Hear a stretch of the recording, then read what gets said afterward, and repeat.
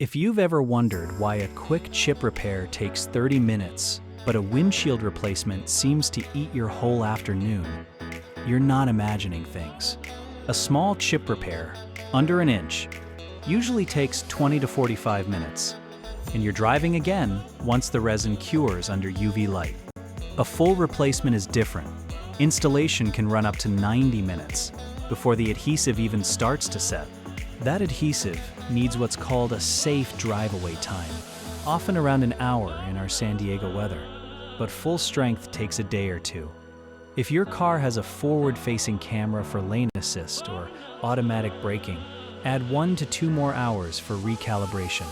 The real surprises come from things you can't see until the old glass is out. Rust on the frame, a rare trim piece, or humid weather slowing the cure. Telling us your damage size and vehicle details up front helps us plan around those before you arrive. A trusted local shop plans around your car and the day's conditions, instead of guessing.